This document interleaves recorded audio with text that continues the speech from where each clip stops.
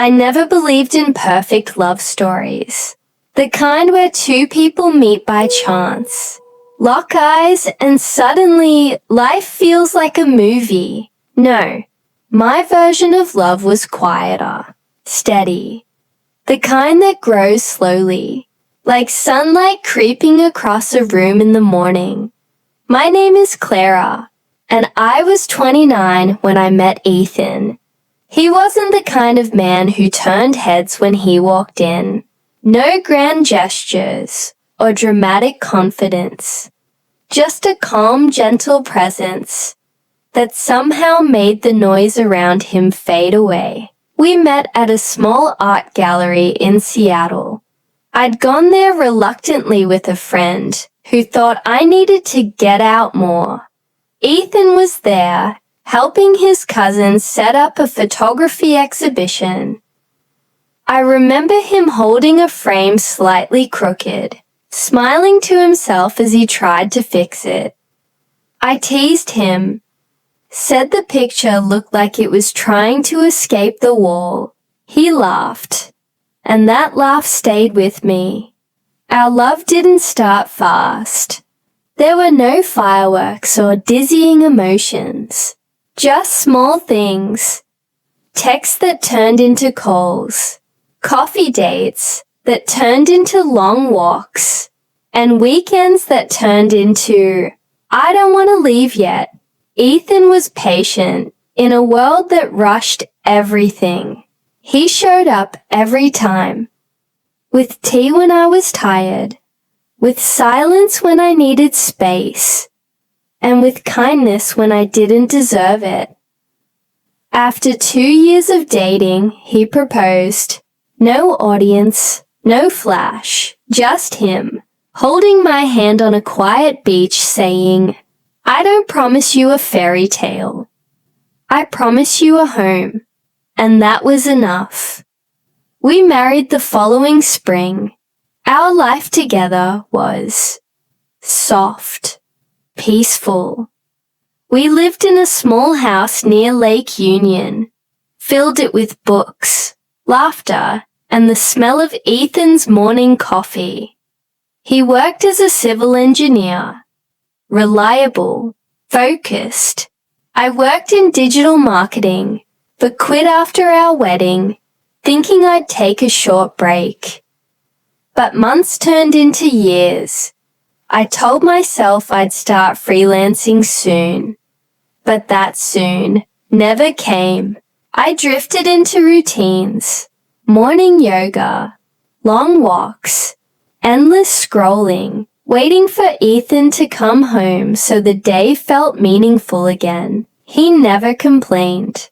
He'd leave a note by my bedside every morning. See you tonight, my favorite person. But slowly, I stopped feeling like anyone's favorite. Something inside me began to fade. A quiet emptiness I couldn't name. I wasn't unhappy. Not exactly. I was just unfulfilled. That's when Ryan came along. He was the new instructor at my local community art center. I joined a painting class on a whim, trying to do something creative again. Ryan was nothing like Ethan. He was loud, charming, impulsive. The kind of man who made you feel like the only person in the room when he looked your way.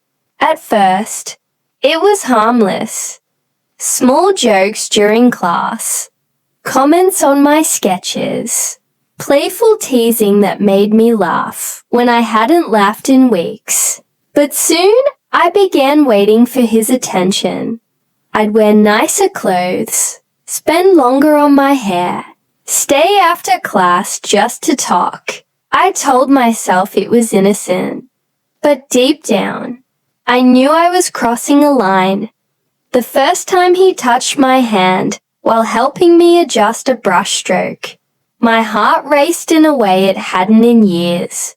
It terrified me and thrilled me at the same time.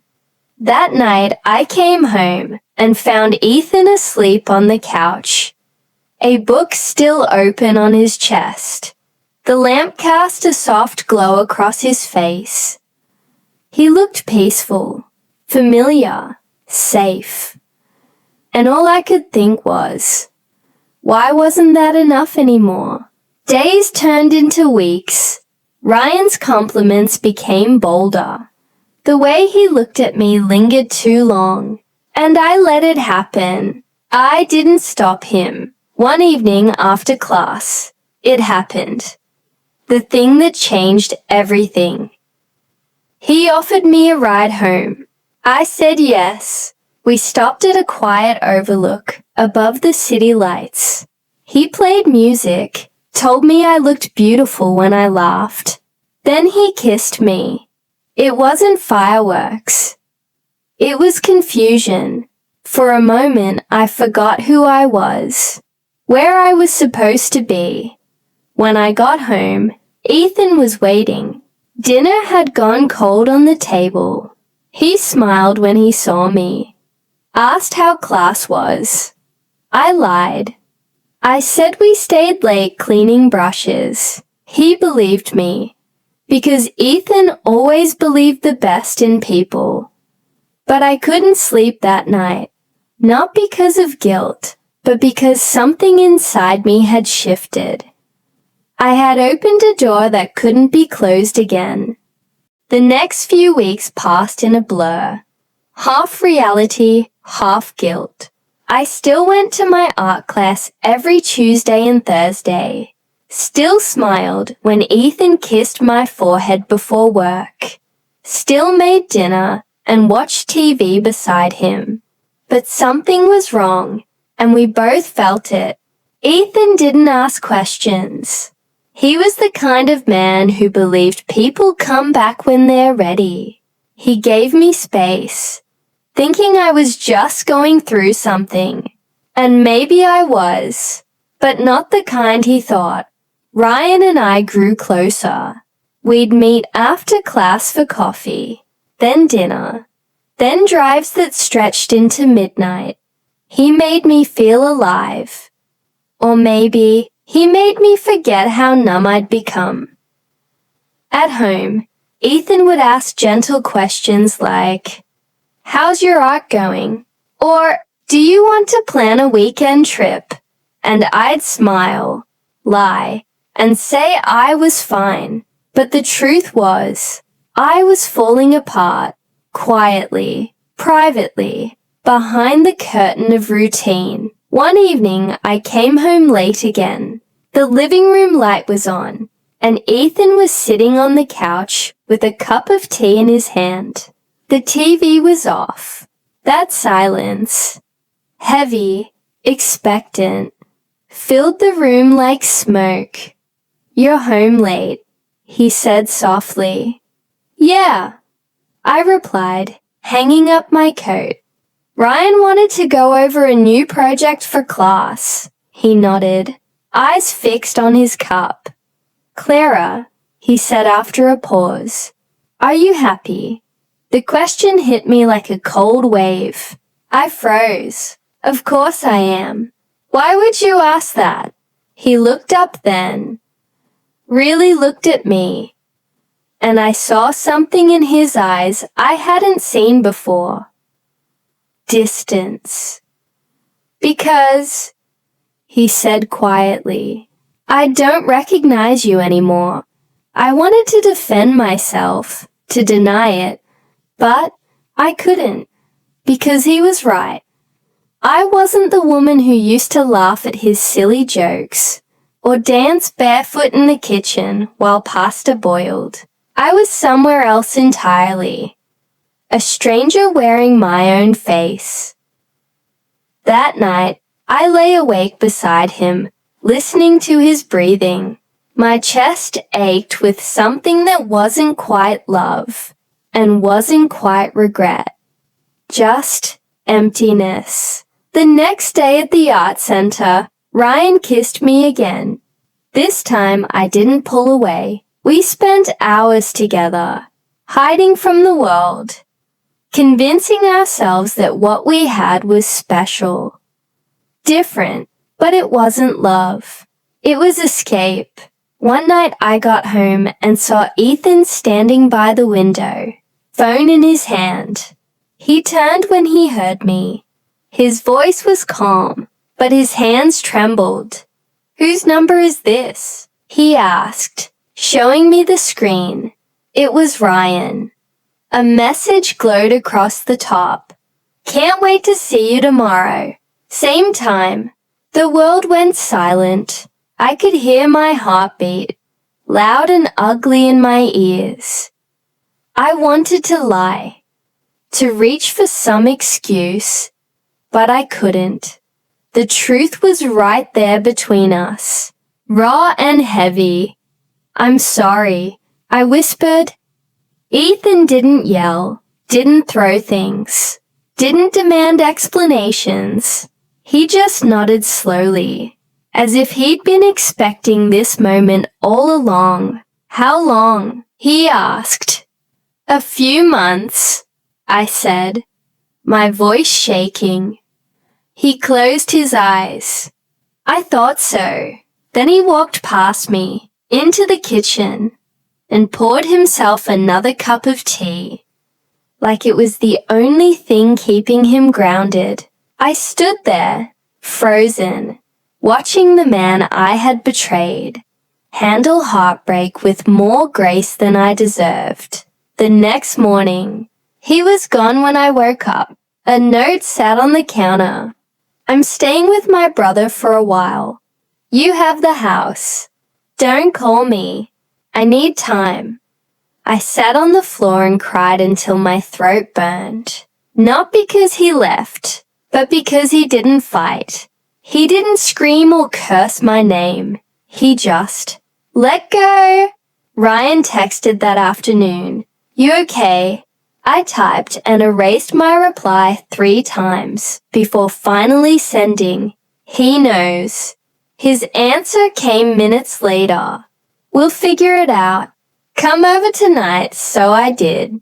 And for a while, I tried to convince myself that this was freedom, that I'd done the right thing following my heart. But nights with Ryan were nothing like home. There were no soft smiles, no quiet laughter, just noise, loud music, tangled sheets, and moments that felt exciting but empty. He was never cruel, but he was distant. When I cried once, saying I missed my old life, he said, "Maybe you should have thought of that before leaving him." That hurt more than I expected. Days passed, and I started to notice small things. He'd put his phone face down when messages came in. He'd go out for drinks with friends, but never said who. And that same sinking feeling, the one I'd given Ethan, started to creep into me. One night I asked, "Are we okay?" Ryan shrugged. "You worry too much, Clara. Just go with the flow." But I knew the flow was leading me somewhere dark. A week later, I saw him leaving the art center, hand in hand with another woman, a student, younger, brighter, unbroken. He saw me too. His expression didn't change. He didn't even look guilty. That's when it hit me. I had become the very thing I feared most, replaceable. That night, I packed a small bag and drove back to the house Ethan and I once shared. It was empty now, echoes bouncing off the walls. The smell of his cologne still lingered faintly in the air. I sat on the living room floor, surrounded by silence, realizing that I had lost not just him, but myself. The house felt like a museum of old memories. Every corner whispered a story, a laugh, a meal, a promise that once felt unbreakable. I walked through each room, touching the walls, the furniture, the ghost of what used to be my life. I had never known silence could be this loud. For the next few days, I stayed there alone. I cooked meals I couldn't eat. I slept on one side of the bed, out of habit. I scrolled through old photos. Two people smiling at sunsets, holding hands at the seaside, looking like forever was real. But forever, I had learned, is fragile. One evening, there was a soft knock on the door. When I opened it, Ethan stood there. He looked different, calmer, stronger somehow. His eyes still had sadness, but not anger. I came for the rest of my things, he said gently. I nodded, stepping aside. He walked in, quiet as always, picking up a few boxes he'd left behind. Neither of us spoke for a long time. Finally, I said, I'm sorry for everything. He didn't answer right away. He just looked around, then at me.